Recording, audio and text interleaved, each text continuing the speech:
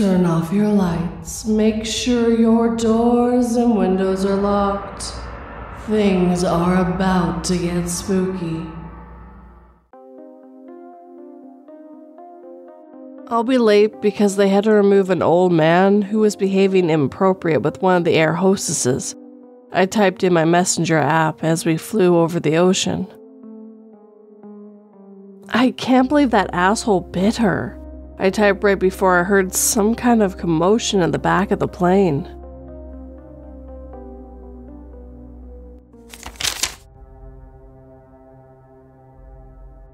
I found a time capsule with a letter inside that predicts my death by Page Turner 627. The past few years have been an absolute whirlwind for me. For years, I was a struggling writer, dreaming of becoming the next great American author. But I simply couldn't break into the literary industry. I survived for a time on freelance jobs ranging from article writing and blogging to copywriting and editing. They say every dog has his day. Mine arrived nearly 2 years ago when my debut horror novel, Fragments of Fear, exceeded my wildest expectations and became an unexpected hit. It landed on the New York Times bestseller list with reviews describing it as an atmospheric and chilling journey into the depths of human darkness. I hadn't reached Stephen King levels of name recognition, but copies of my book were front and center in bookstores. I even got to go on a 10-city book signing tour and participate in a few talk show interviews. My brush with fame made me wary of the limelight, so with the earnings of my book sales, I purchased a 2-story house in the suburbs. The house wasn't extravagant, but it was far removed from the bustling city and the demanding publishing industry. It became my sanctuary, a place to find solace, recharge my creative energy, and explore my imagination without distractions. It was an older house and required some work, but I was excited at the prospect of making it my own. At the top of my to-do list was refurbishing the large backyard. I had always envisioned starting a family and imagined barbecues and children playing in the yard. Unfortunately, years' neglect had turned the backyard into a dense jungle of weeds and poison oak. I spent the better part of an afternoon meticulously mowing the lawn and pulling weeds. Afterward, I began to plant a new garden. While digging a hole in the soil for some potted flowers next to the old oak tree, my spade hit something solid. The metallic clang reverberated through the air. Fearing that I had struck a water or gas pipe, I put my spade down and carefully brushed away the loose soil with my gloved hands. What I uncovered was a small, weathered metal box buried just below the surface. The box was light, but sturdy. A blend of excitement and curiosity took over as I gently pried the box open with the head of my spear. Inside was a collection of old black and white family photographs of a couple and their young daughter. There were also trinkets, lightly sentimental value to the box owner. A tarnished silver locket with a picture of a Labrador retriever, a small vial of sand, and a porcelain figure of a ballerina. Based on the content, I surmised it was some sort of time capsule. But what made my blood run cold was a sealed envelope bearing my full name and the current date written in cursive. This was impossible. Judging by the photographs, the box must have been buried sometime in the 1920s. I dropped everything I was doing and brought the box inside. Opening the envelope, I found a letter that read, "Dear Mr. Travis, if you're reading this, just know that in 5 days your life will end. We know this because we are the ones who brought about your demise. We apologize for the harsh reality, but implore you to understand the desperation that compels us. We seek to bring back our daughter, Lily, from the clutches of death, and your sacrifice is the price demanded. We deeply regret the burden we have placed upon you, extending across time. Please know our intentions are not cruel, but driven by unconditional love. We understand the enormity of this request. May you find some solace in knowing that your sacrifice holds the promise of restoring Lily's future. With heartfelt gratitude, Evelyn and William Hastings. P.S. As a small consolation, we have provided you with a glimpse into the upcoming week. A separate sheet listed the date for the next 5 days, each with a mysterious prediction. July 15th, a stranger will cross your path, seeking a favor. July 16th, a creature of the night will find its way into your sanctuary. July 17th, the sky will weep for you, but you will find only darkness in these tears. July 18th, your most beloved creation will betray you. July 19th, through flames, a cherished life will be consumed. After reading this, I was left in a state of confusion and disbelief. There was no way this letter could be real, I thought. I had my fair share of obsessive fans sending me ideas of my next novel, or their unedited manuscripts. It wasn't a stretch to imagine that a deranged fan or a prankster with a twisted sense of humor had discovered my new address and devised this elaborate hoax. Whoever was behind it, I had to give them credit for their creativity. They had the makings of a great horror writer. I returned the contents to the box, closed the lid, and set it aside. I made a mental note to change all the locks, then returned to my yard work. The next day I was busy patching a crack in my living room wall when I heard a heavy knock at the door. I wasn't expecting any visitors, so I slowly opened the door a crack, keeping the chain lock still in place. Standing on my porch was a man in his late 40s, tall and lean with a disheveled brown hair and a scuffy beard. Yes. Can I help you? I asked wearily. Hey, I'm sorry to bother you, He began. but my car broke down in front of your house. I think the carburetor is busted. He pointed at the blue sedan with its hood popped up and smoke bellowing from the engine. I sized him up with suspicion. I remember the prediction about a stranger crossing my path. I hadn't thought the letter had literally predicted a stranger coming to my house and asking for help. Instead, I wondered if this guy was the one who had buried the box in my backyard as a prank. Cautiously, I offered to call a tow truck for him while he waited outside. He happily agreed. I closed the door behind me and called the tow company. The man politely waited on my front porch until the truck arrived. He thanked me with a smile and left with the truck driver. For the remainder of the day, I peered out my window to see if the stranger returned, but I never saw him again. I convinced myself that it was just a coincidence, and as far as coincidences go, it wasn't the most absurd. Strange things have happened. The following day, the bizarre time capsule and its unsettling prophecy still occupied the forefront of my mind.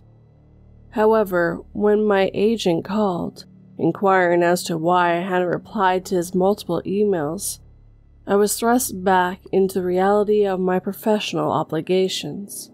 The publisher had been breathing down his neck due to my delay in submitting drafts for my much-anticipated second novel. I was contractually bonded to deliver a complete draft by the year's end. Just one chapter, Alex. He pleaded. A rough draft, anything. It'll pacify them for at least a month. I'll have it ready by the end of the week. I assured him, placating his concerns.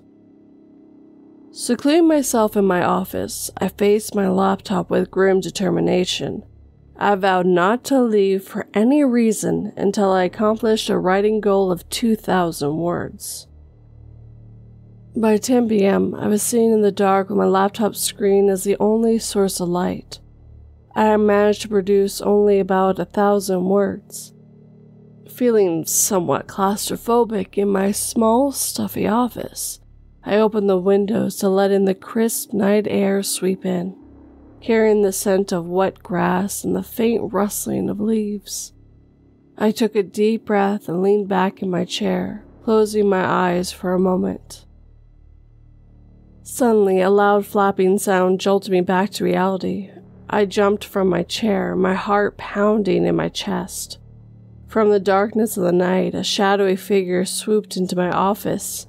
Panicked, I ducked, my mind rushing back to the note's prophecy about a creature of the night. Was this it? The figure collided with my bookshelf, sending books showering to the floor, and hooted loudly before landing on my desk. Gathering my courage, I switched on the desk lamp. The room was instantly bathed in a warm glow, revealing my intruder, a barn owl.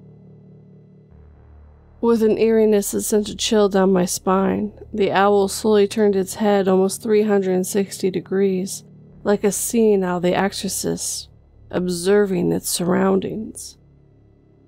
I had never been this close to an owl before. I hadn't realized how large they could get. This particular one was almost the size of a young child. Hey there. Easy now. I said, grabbing a flashlight from my desk. I slowly approached it, still crouched, with my flashlight arm extended. Before I could get very far, the owl spread its wings wide. With a powerful flap, it took off again, sweeping across my office, flying straight out my window. My meticulously organized notes fell victim to the gust created by the owl's wings, scattering across the room like confetti. I poked my head out the window and followed the bird with a flashlight beam. I saw it glide into the tree line. It was slightly unnerving how its flapping wings barely made a noise. It perched on a branch, turning its head around to look back at me, its massive eyes reflecting back my light. I jumped back, shutting the window with a bang. As I paced around the room, cleaning the mess the owl had created, I felt a sense of unease. One prediction coming true, I could pass off as a coincidence, but this one was so oddly specific. I was starting to fear for my life, but what could I do? Go to the police? I'd be sent for a psych evaluation before I even finished my story. I couldn't sleep for the rest of the night. Instead, I stayed up and researched everything I could find about the history of the house and the family in the photograph. The articles I found about the house revealed it was built in the 1880s and had changed hands several times before being bought by a young couple, William and Evelyn Hastings, in 1921. They had a daughter named Lily Margaret Hastings in 1922. I found a news article in 1927 titled, "Miracle Child Thought Dead Wakes Up at Funeral." The article revealed that Lily had fallen into a frozen lake when she was 5. She wasn't breathing when her father pulled her out and was declared dead. As embalming wasn't common at the time, her funeral was held the very next day. As they lowered her casket into the grave, mourners heard faint scratching from within. When they ripped open the lid, they found the child shaken but very much alive. Doctors were baffled at how she had survived. The theory posed in the article was that the icy water had put her into a deep coma where her breathing and heartbeat were too faint to detect.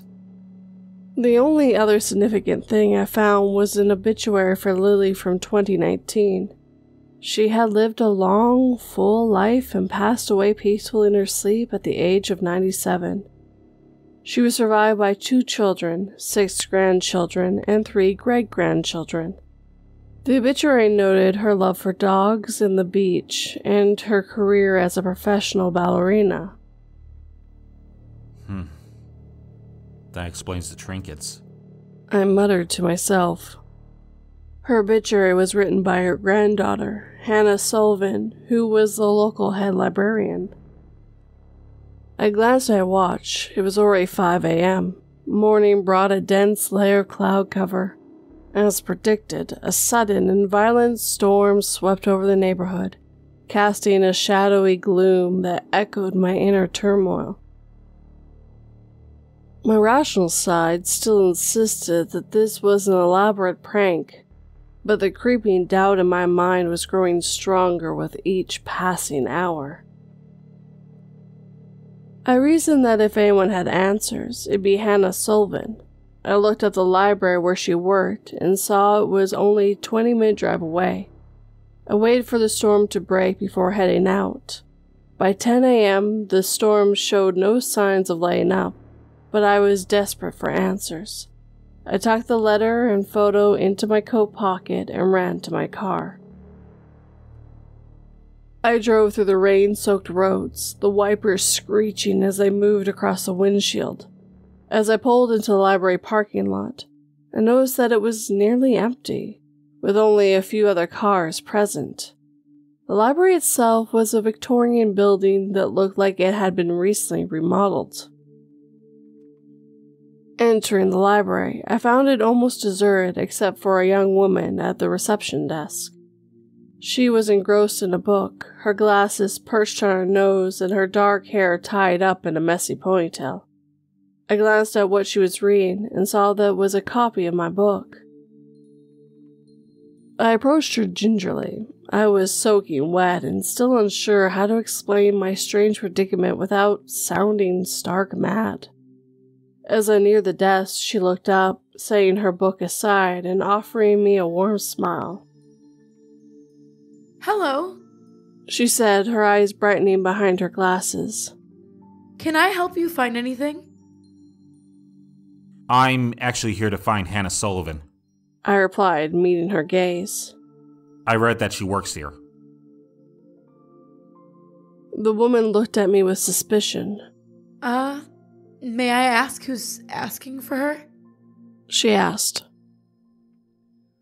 I knew I couldn't just tell her the true reason for needing to see her. I had one little card to play. I pulled out my business card from my pocket and slid it across the desk. She read it, her eyes widening. "The Alex Travers, the author of Fragments of Fear," she asked excitedly. She checked the photo on the inside of her book jacket to confirm. I concocted a convincing lie about wanting to research local lore for my next novel. And after offering her a copy of the book, she was more than happy to lead me to a small office tucked away in the corner of the building. She knocked lightly on the door before opening it. "Miss Sullivan, there's someone here to see you." "It's Alex Travers," the young librarian added in a giddy tone. Hannah looked up from her computer screen, surprised by the interruption. She was a striking woman in her early 30s, her ginger hair pulled back into a neat bun. Freckles scattered across her cheeks, her eyes brilliant emerald green, regarding me with curiosity. She seemed far less impressed with my presence than her colleague. "Thank you, Amber," she said to the young woman. Amber lingered at the door, hoping to be part of the conversation, but she got the hint to leave when she saw that everyone was just standing awkwardly in silence. "Mr. Travers, please have a seat."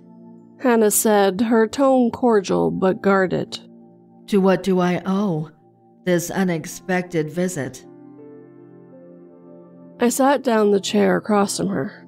I hesitated, unsure how to proceed, but I decided to get straight to the point.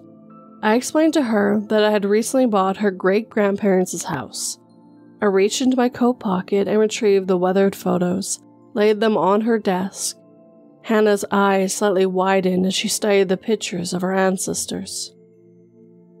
I found these in my backyard a couple of days ago. I said. They were in a box buried near the old oak tree. There was a flicker of surprise on her face, quickly replaced by a look of concern. There was a moment of silence as she traced her fingers over the image of the young girl in the picture. And the letter? She started. Was there a letter in the box? I was shocked. I hadn't even mentioned the letter yet. How did you know there was a letter? I asked, perplexed, handing her 2 handwritten sheets of paper. She examined the letter carefully. This is my great-grandmother's handwriting, she said. But how did she know my name? And the current date? I stammered, the fear creeping back into my voice. I just don't understand. I'd heard the stories, but I didn't think any of it was true. She spoke, talking more to herself than me. What stories? I demanded. Hannah looked at me, her eyes filled with empathy. She sighed deeply and began. Mr. Travers, my family has a rather complicated history. My great-grandmother Evelyn was a spiritualist. She held seances, believing she could communicate with the dead. You've no doubt read about my grandmother Lily's story? I nodded in confirmation. Well, there's a family legend that when Lily drowned in the lake, her mother made a deal with the spirit world to bring her back. She continued. What was the deal? I probed. A life for a life, she answered. Not the life of anyone she knew, but that of someone who would live in the house in the distant future. I thought about what she said for a moment, and suddenly it all clicked. Wait. So you're saying Evelyn traded my life to save her daughter? I asked. In a sense, yes. She confirmed. This is my life. Do I not get a say in this? I argued. Hannah sighed. You have to see it from her perspective.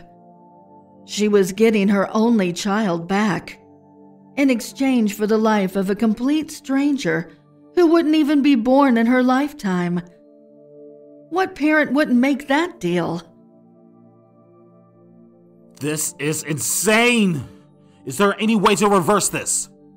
I asked, anxiety in my voice. The rain outside echoed my desperation, fiercely hitting the library windows.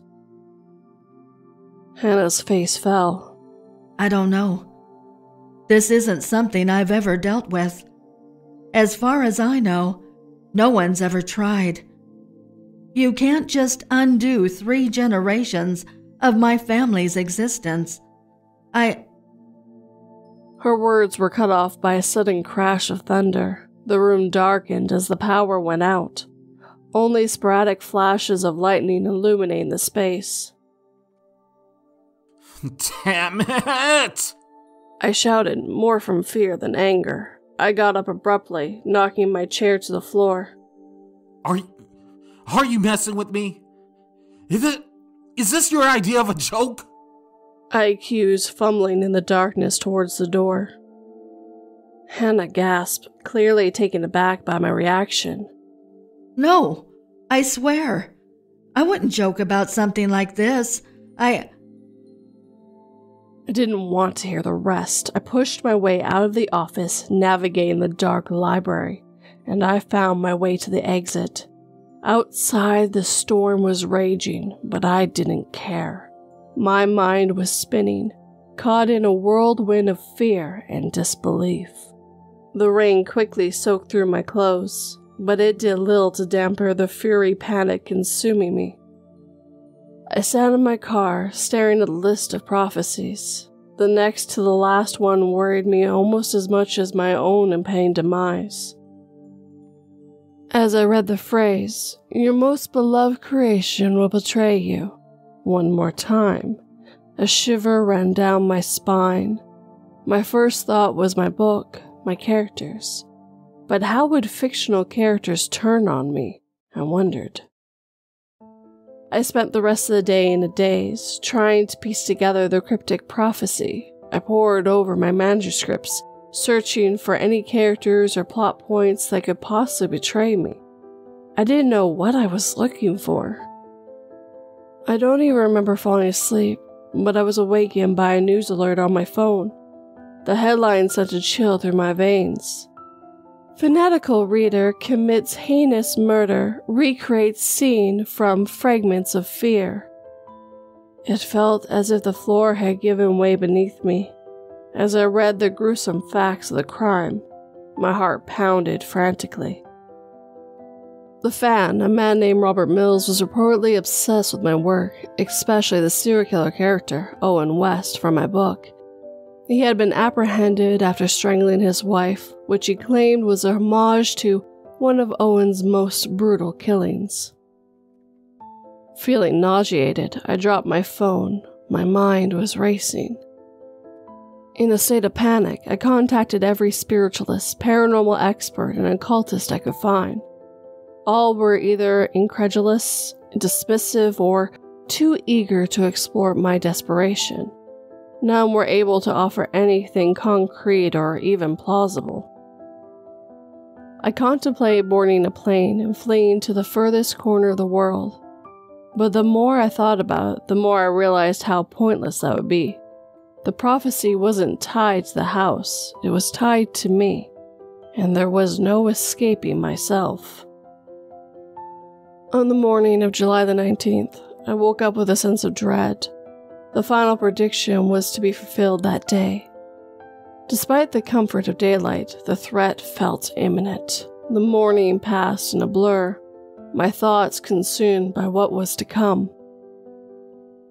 The knock on my door in the afternoon startled me. When I opened it, I found Hannah standing there. Her green eyes were filled with a strange mixture of apprehension and hope. She held an old book in one hand and a large bag slung over her shoulder. Mr. Travers, I'm sorry to show up unannounced, she began. but I couldn't stop thinking about our encounter yesterday. I think I might have a solution for you. Do you? I asked, trying not to raise my hopes. Yes, if I may come in. She said. Please, come in. I responded, leading her inside. Once inside, she laid the book on the dining room table. I spent all night going through my great-grandmother's old books of spells and rituals, She explained. and I found this. She opened the book, directing my attention to a particular page. Life transference spell? I read where her finger indicated. I believe Evelyn used the spell to transfer Lily's death onto you. She explained. Is there a ritual or something to reverse the spell? I asked. There is, but there's a catch. She replied, looking at me seriously. What's the catch? I asked nervously. If we do this, it will change everything. She warned, her voice grave. You'll effectively erase all the events in your life that led you to this house, to this moment. I looked at her. What do you mean by erased? The spell, as it works, will shift the trajectory of your life away from your current path. Hannah clarified. Your memories and experiences, they will remain intact. However, to the world around you, it will be as if fragments of fear never happened. You would have taken a different path in life, one that wouldn't have led you to writing that particular book and the fame it brought you. But this is my life's work. My dream. I stammered, feeling a lump form in my throat. I dedicated years to writing, to getting my work out there. And now you're telling me I have to give it all up? Hannah's expression softened, her eyes showing a glimmer of sympathy. Mr. Travers, Alex, I'm so sorry you had to be put into this position. You did nothing to deserve it. It's an awful decision to make, but there's no alternative. Hannah's revelation was a punch to the gut. I had been prepared for many things, a bitter battle against unseen forces, a final plea for mercy to the spirits. But not this. I was being asked to forfeit the very foundation of my identity, my successes, my accomplishments. To live on, but to be as a phantom in a life that could have been. What's the point of living if I'm left with nothing? I wondered aloud. Hannah placed a comforting hand on mine. I know it's a lot of pressure to put on one person, but you'll still have you. With all your hopes, dreams, and passions, you'll still have the capacity to love, to feel, to experience life. Isn't that worth preserving? She asked. I kept my head down, considering my options. Finally, I looked up, meeting Hannah's worried gaze with resolve. All right. I declared, my voice sturdier than I felt. Let's do it. What do we need to do? Hannah let out a relieved sigh before giving me a weak smile. I brought most of the items we need for the ritual already. We'll also need a copy of your book. Okay. I'll get it. I said. We cleared a spot under the oak tree in my backyard, formed a stone circle, and built a fire in the center. The sun was already setting when we finished. Holding a copy of my book in my trembling hands, I exchanged a glance with Hannah. The enormity of our decision hung heavy between us. You have to do this. This is your life. She reiterated, her voice shaking with emotion. I nodded, unable to muster a response. I held my book over the flame, the heat nipping at my fingers. My heart sank as I remembered the countless hours, days, and months I had invested in creating this story. It was more than just a book to me.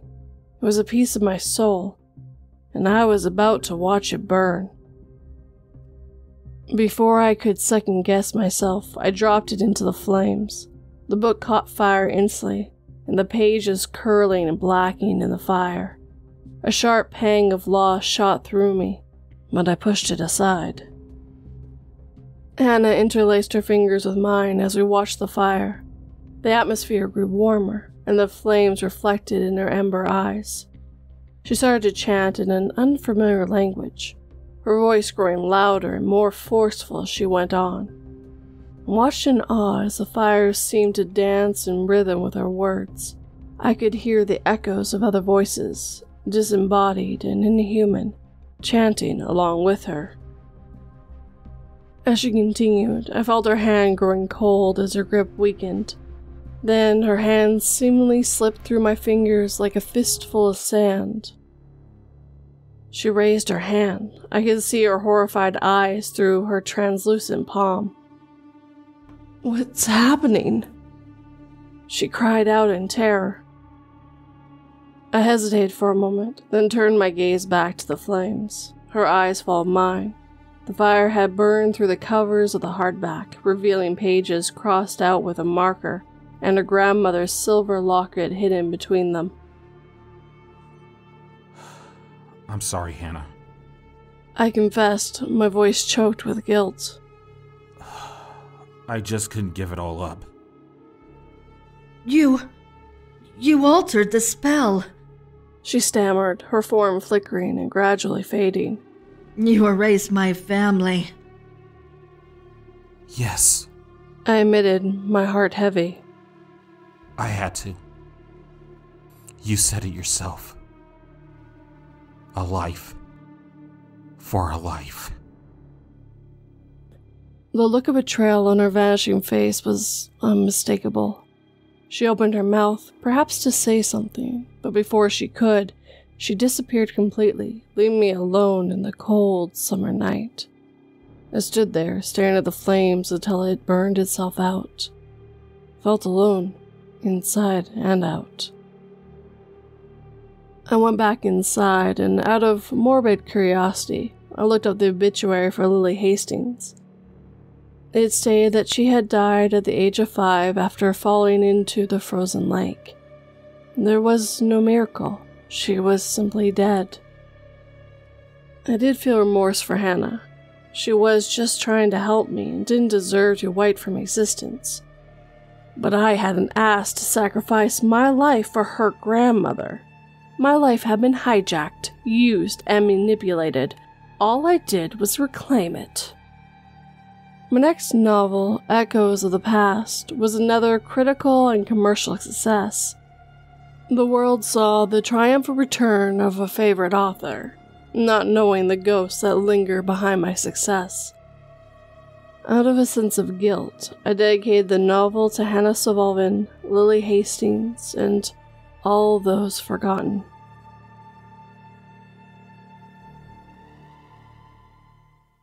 And of course, I had other narrators help me bring this story to life. So let me give you the credits of whoever one was. Narrated by 242.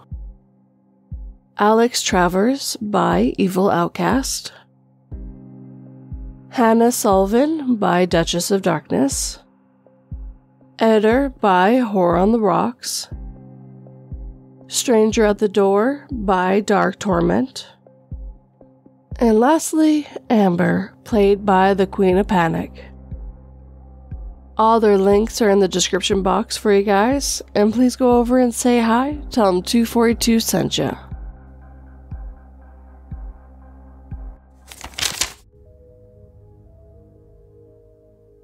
After running out of rations, I was dismayed to see that the wolves had eviscerated the polar bear and left almost nothing edible.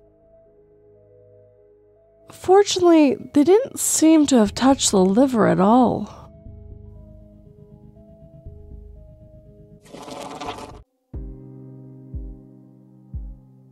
And with that, our time together is coming to an end. As always, I'd like to thank the writer who let me read their story this evening. It was a really good story, and definitely didn't end how I was expecting it to.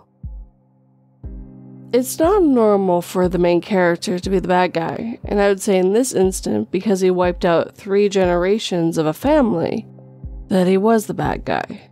No, he didn't ask for it, but there was another way to do things, and he could have wrote another book or rewrote the book. She never said he couldn't write the book into the future, it just hadn't happened yet, basically. And of course, thank you to all the narrators who lent me their voices to bring this story to life.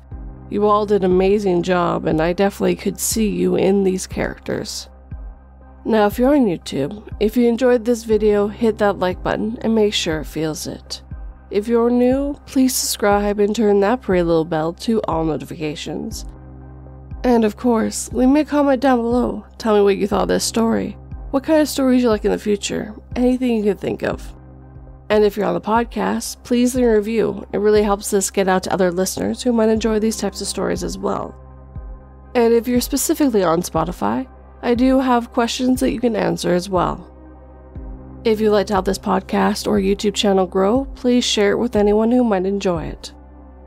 If you'd like to help in other ways, I do have Patreon and memberships, where you get early access to the audio and a few other bonuses. And if you'd like to do a one-time donation, I do have PayPal and Buy Me a Coffee as well. All the links, including the ones to my socials and website, are in the show notes and description box. But as always, guys, thank you for watching and listening. It always has and always will mean the world to me. Sleep tight and don't let 42 bite.